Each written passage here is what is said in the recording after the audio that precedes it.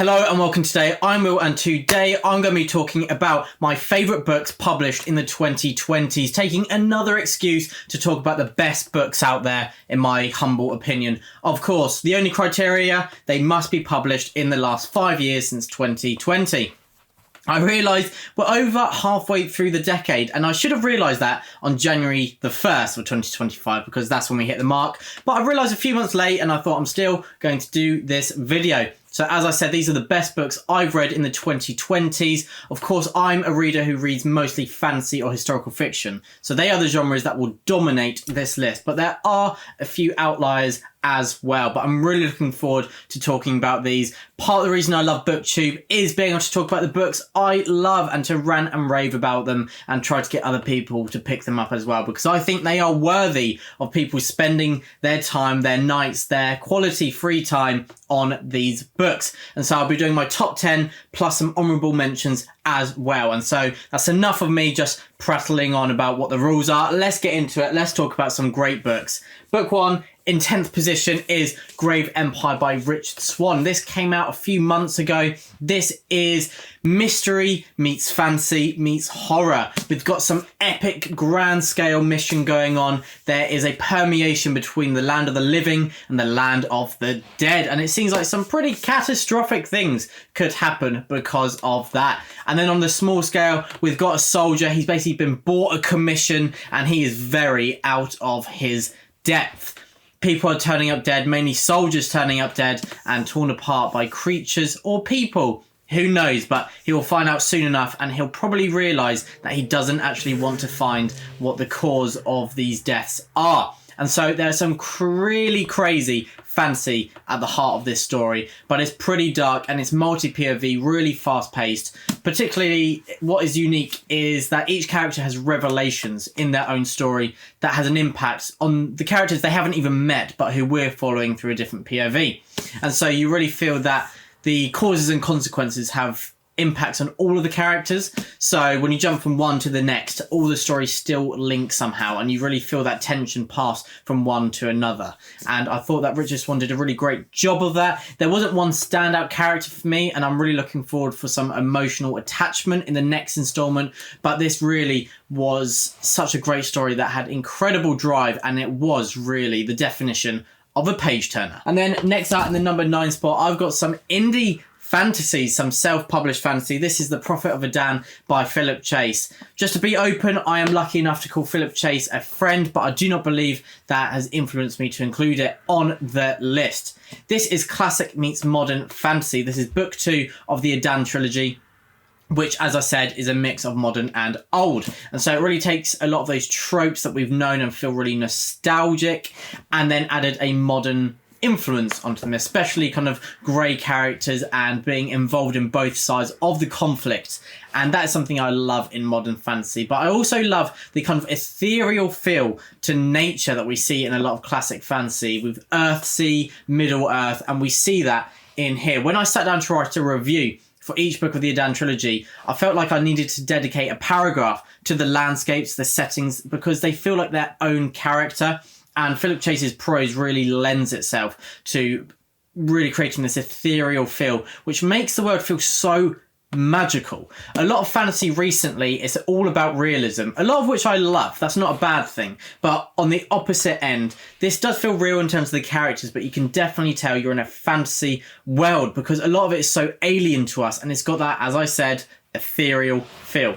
The Prophet of Adan is the middle installment and it does not suffer from middle book syndrome. It's absolutely incredible and parts of it end where you'd expect the end of a trilogy to finish, and so I really enjoyed the subverted expectations in those areas. Philip Chase is a really confident writer and I cannot wait to see what he puts out next. I loved each installment of the Adan trilogy, but on reflection, book 2 stands out for me. And so I've had 2 fantasy books and on with some more. In the number 8 position, I've got another book 2, A False Hope by Mike Shackle, book 2 of the Last War trilogy. This is just one of my favourite trilogies of all time and one of the most underrated. I cannot believe how this has not got more love. There's a lot of books out there that I think I love this, but I can see how a lot of people wouldn't. To me, this feels like a series that's accessible to everyone. It is incredibly fast-paced. It has a really unique premise. It has a wide cast of engaging characters, and it all pulls together so well. I don't understand why more people aren't picking this up. Please help me spread the good word about The Last War. Book 1 is We Are the Dead, and the premise is, what if the bad guys won? What if Sauron took the Shire? What would happen next? And so we've got an array of characters. We've got some leading a rebellion in the darkness of the city, striking out. We've got characters who aren't really rebellious, but they're fighting against their oppressors. And then we've got some who are just trying to survive and keep their loved ones alive at the same time. But of course, it's a book. They're going to get dragged into the conflict like a magnet and not be let go. And we'll see what the consequences of those are. All these characters with different drives and motivations really creates a conflict of interests and distrust in one another that I think Mike Sheckle played upon really, really well. In most fantasy books especially, you've got the good side and the bad side.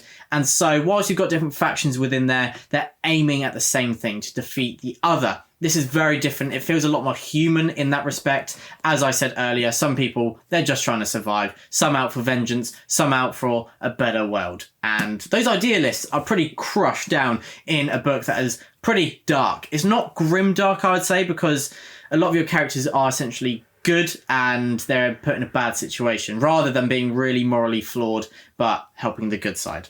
And so this is an incredible series, and book 1, We Are the Dead, is my favourite, but that was published in 2019, I believe. So False Hope is absolutely incredible. It's a book 2 that defies expectations, just like The Prophet of Adan. It's one that I love. And now we're leaving the fantasy genre, but it has got some fantasy ties. I've got Arthur by Giles Christian. This is historical fiction. It is a standalone, but it's attached to 2 previous standalones. So the Arthurian Tales is a trilogy of standalones you can read on their own. Arthur, of course, is about the character of Arthur. We've got 2 POVs. We've got Arthur as a boy, which is so interesting, seeing how his formative years really lend itself to his strengths and weaknesses as an adult. We see how he's treated by Uther. We see how he meets a lot of key characters in the myths to come. And we see where kind of... I was going to say something, but it's a spoiler, so I won't say that. But the other POV is an old man, and he's pretty worn down by life. He's a bit bitter. He's with a mercenary group, and they're tasked with killing some people. But on attack, he sees that one of these is a child, and this child is no ordinary child. He recognises that he could be the saviour of Britain, and so he turns against the mercenary group he's with and saves this boy, but then is hunted down. And so can he keep him alive? And we're bouncing between these 2 different POVs, and it is such an interesting story that has a philosophical edge. With the Arthurian legend and myth, there's a lot that kind of blends into one another. There's a lot of kind of repetitive stories, especially because the myths, a lot of different cultures mixed. We've obviously got the very old original inspiration for Arthur, who he might have been a warlord. Was he not? He's probably fictional, but he may have been real as well, and just his story's been fictionalized. And then we've obviously got stories like Chrétien de Troyes added a lot of kind of the romance and chivalry of the Arthurian legend. And Giles Christian is really taking an amalgamation of all of those, merging them into one, and found a tone and atmosphere that strikes true for all of them. And he really plays on how they blend into each other in a really clever way, to allow characters to reminisce about their own past, whilst also thinking about how could that be sold better in the present. It really has a melancholic edge to the story that Giles Christian is perfect for, because he's got lyrical prose. It's not over the top, it's not showing off, but it really is lyrical, and it glides you across the page, and you just feel like you're reading a master storyteller at work. Arthur's absolutely incredible. I think I prefer this over Lancelot, which is the first standalone in this trilogy. But Lancelot was published in the previous decade, and so luckily I wasn't put through the pain of comparing the 2 and choosing just one. But there we go. We've had fantasy, we've had historical fiction, and now expanding into non-fiction. We've got Unruly by David Mitchell, a history of England's kings and queens. This actually starts with King Arthur. What do we know? What do we not know? What is mostly fabricated? And then we go from there into 1066, the whole build up to the Battle of Hastings, and then beyond that, the Normans cementing their stronghold in England, and then into the Tudors. And I believe the last monarch covered is King James. And that's where it stops. And so there's room for David Mitchell to carry on, but that's where Unruly ends. What is so unique about this is David Mitchell isn't your classic historian. He says, look, we're all biased. I'm just going to be open about it. I want Harold Godwinson to win at Hastings. I know he won't, but I'm going to advocate the case for him and say why we don't want William the Conqueror to win. And so what's so refreshing about that is all historians have their biases, and they are, whether they mean to or not, pushing you towards their view of the argument. But David Mitchell is openly saying what his argument is, and that makes you feel so much more prepared to look at the opposing case, but also agree with him, and that adds a whole fresh dose of humour. Some of his reasons are very valid, some are not. It's just a gut feeling he's got, like why he doesn't like William the Conqueror. He says, why do I want a French king in England? Stuff like that. It's not really a strong case and not really looking at evidence and weighing it up. But then there's a very intellectual level to this as well. David Mitchell is a genius at work, and he's not showing off in Unruly. He's boiled it down to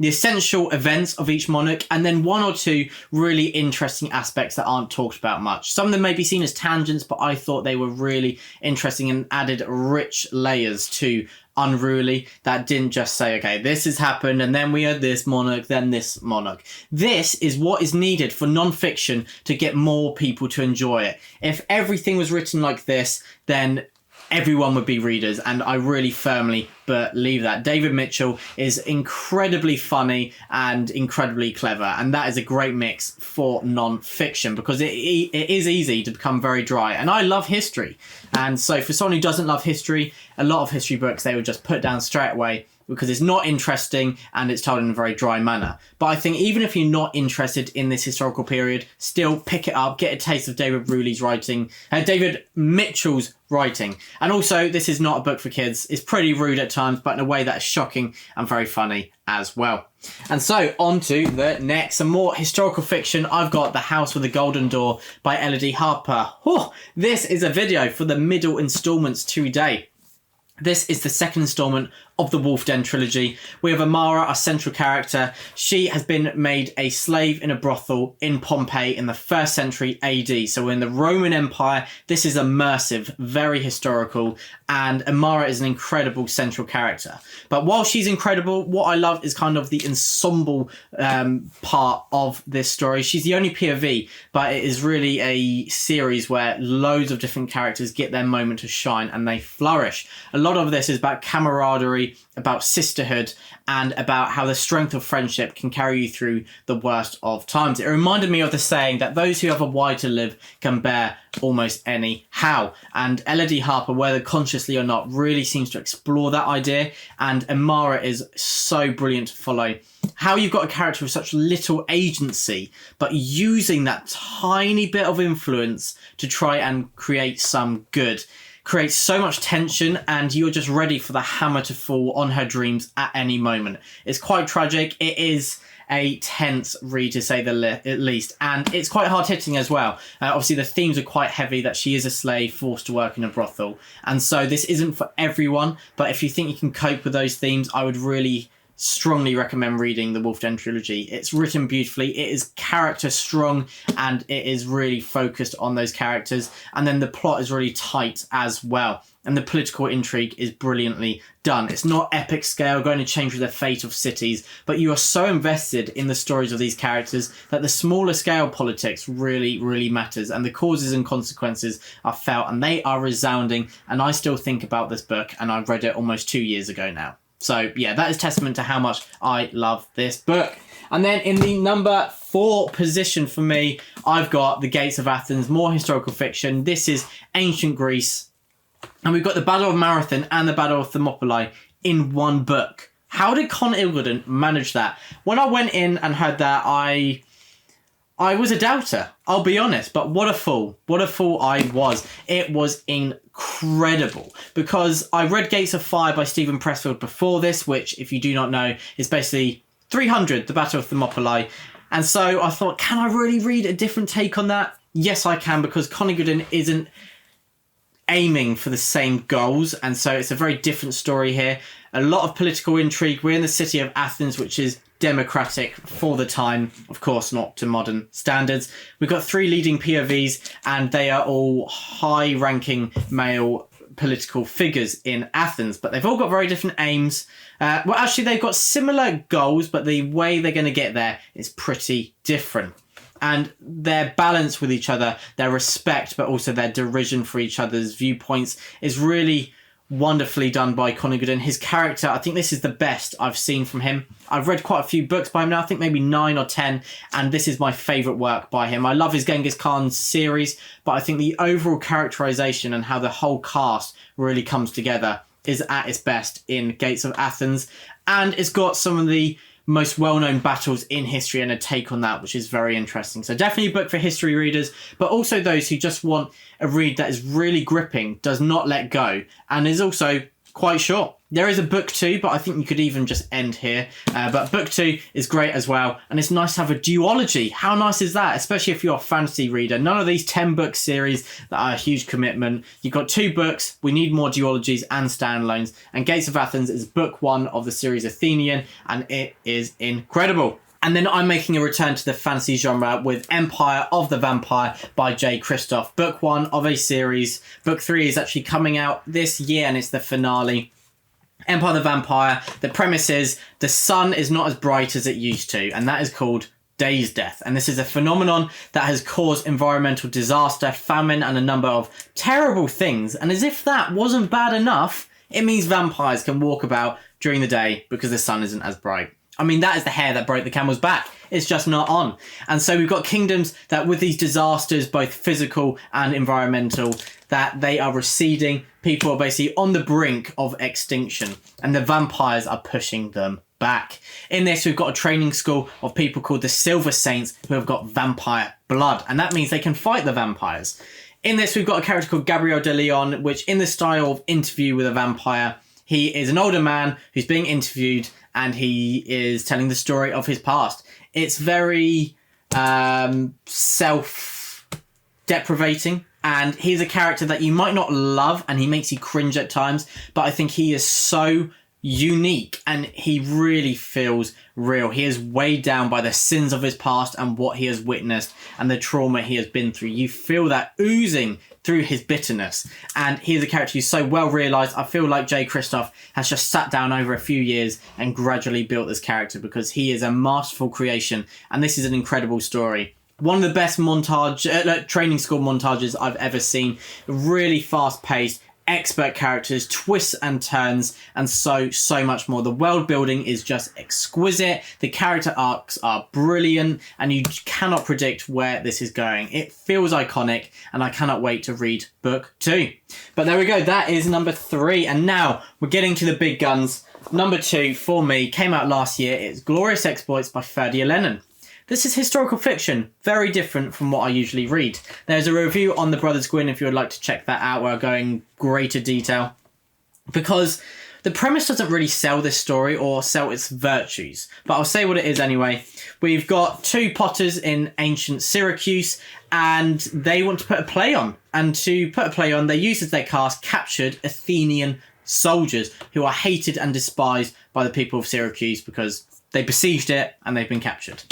And so that's the premise. It sounds a bit weird, but it is exceptional. Please, please, please look past the premise and pick this up for yourselves. It's really short, and it is just a testament to what literature can achieve. These 2 potters, they obviously have a power imbalance with the cast members because they give them food and drink in return for them acting. And so that causes some very morally questionable decisions. And then we've got kind of this relationship growing between them and the townspeople of Syracuse. Many of them are not happy that the Athenians are allowed to have a bit of fun. And so we've got the tension rising in that regard. We've got these potters who have basically failed in what they wanted to achieve, and they're constrained by the commitments of life, and they're really in that kind of middle phase of life, looking back, and they're at a turning point of what can we do to really achieve our dreams. And that is why they're pushing themselves out, doing something pretty crazy in putting this play on. And it is really a character driven story. It's one that's so insightful. It talks about friendship again. That is something that strikes a chord with me in books, and I think most people, because one of the most wonderful things in the world is to have friends and talk to them, and just those interactions, and that is really conveyed in Glorious Exploits. Incredible writing, really funny but heartbreaking at the same time. Please pick this up. But now, time for some honourable mentions. My first one is The Trouble of Peace by Joe Abercrombie. This is the second instalment of the Age of Madness trilogy, which is in the First Law world, but the second trilogy, but also after the standalones. And this is fantastic. It's got one of the best battles I've ever read, and it's really got a flourishing of the characters that were built up in book 1, which is called A Little Hatred. And the twists as well, they are so funny, and the dark humour is gallows humour, which Joe Abercrombie is an expert at, and it really just makes you feel bad for laughing at times, but you can't help yourself. And as I said, there's a lot of twists and turns. It doesn't quite match the first trilogy for me, but I still think that is great. And the main reason the characters are a little dip, but the First Law characters are some of the best I've ever come across, and so it feels harsh to compare to that. The Trouble of Peace has some incredible writing from Joe Abercrombie as well. It shows that he is a master of his craft. And yeah, it is just a brilliant story. I don't think I need to really preach about how amazing Joe Abercrombie is, because I'm sure basically everyone watching this video has already encountered his writing. And of course, no writer is for everyone, but the vast majority of people I talk to also bear a similar respect for his writing. And then he's on everyone's lips again this year because The Devils is coming out soon, or might already be out by the time this video is published. But that's my first honourable mention.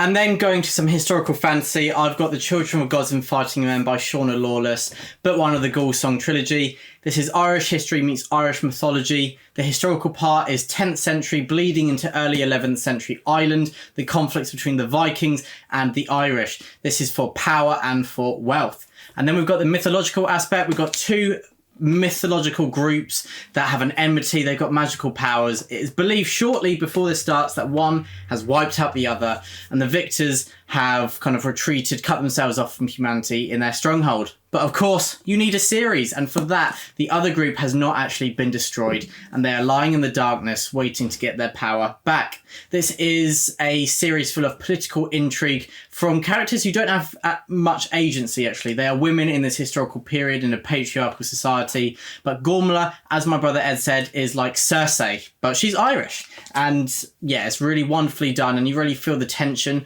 I find that there is such a reward for having characters who are so clever, and they use a little bit of power they have to influence the circumstances around them. We've got it in here, and we've got it in the Wolf Den trilogy. The characters doing it are very different and have very different aims, but it's that kind of similar idea and concept that they're taking in different directions. But yeah, the Ghoul Song trilogy, absolutely brilliant.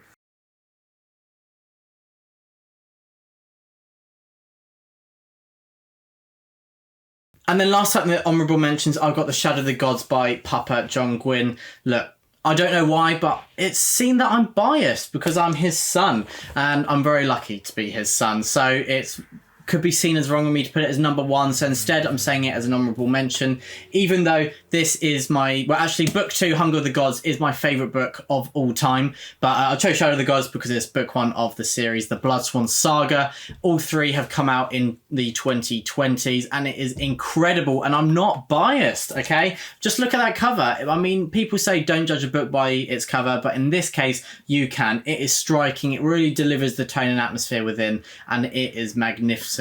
And you know what? I think most of you have read the Bloodsworn Saga, so you don't really need me to talk about it too much, but I love it. And if you haven't, what are you doing? Join the bandwagon and pick up a Papa Gwynne book. Now for the final book I'm talking about today, returning to the fantasy genre, a little drum roll, it is The Daughter's War by Christopher Bjornman. Oh my gosh, what a book this is. It is utterly sensational, hence why I've got it as my number 1 pick for the 2020s. This is what epic fantasy needs to be. This is a prequel to The Black Tongue Thief, but I think you can read it as a standalone. That might be sacrilege, but in my opinion, it totally stands on its own. We've got Galva telling the story of the Goblin Wars. And so the goblins, they have pushed back the kingdoms of humans back, and this is kind of like a last massive stand. We've got huge armies marching against each other, and with that, we really explore the problems of moving those people. And Christopher Bjorkman strikes a great balance. I'm not boring you in the details, but showing how hard it is to prepare an army. And that is a wonderful balance. I've started to see it more in historical fiction, like Essex Dogs by Dan Jones, and it's really nice to see it in the fantasy genre. You've got those tropes of kind of goblins and creatures like that you see in epic fantasy and traditional fantasy more than modern fantasy. But then you kind of got that gritty modern realism. This is where the genre needs to go. On top of that, Christopher Bjorkman does not just sit on his laurels. He tries to pave his way forward. You've got a mix of styles here. You've got parts of the story told through letter form. It's through an unreliable narrator who is explored brilliantly. Galva, she hates herself, but you love her, especially when you see what other people have written about her. It's so clever. It shows Christopher Bjorkman is just so good at what he does. One can only wish to be a writer as good as he is. He is top notch. His prose is lyrical. His characters are standout. The plot is just so fresh and new. I just do not have enough superlatives to describe this book. The Daughter's War, Clan Gwynne are behind it. I've read it, my brother's read it, and Papa Gwynne has read it, and all of us absolutely adore this book. It was my favourite read of 2024. It was Ed's second favourite read of 2024, and then Glorious Exploits was the opposite for us. But yeah, this is such an incredible book. Fantasy at its best. So there we go. They are what I think are the best releases of the 2020s. Please let me know what your favourite releases of the decade so far are, and which new ones that are being released in 2025 do you think will be added to the list. We've got some big guns coming out. We've got The Devils by Joe Abercrombie. We've got Catabasis. We've got The Strength of the Few and Empire of the Dawn. A lot of heavy hitters coming out, and hopefully some ones that I don't know about yet. I'm really looking forward to some more reading over the coming years. Of course I am. I adore reading, and I will not be stopping anytime soon. They are my favourite books of the 2020s. Please let me know yours. But for now, carpe diem.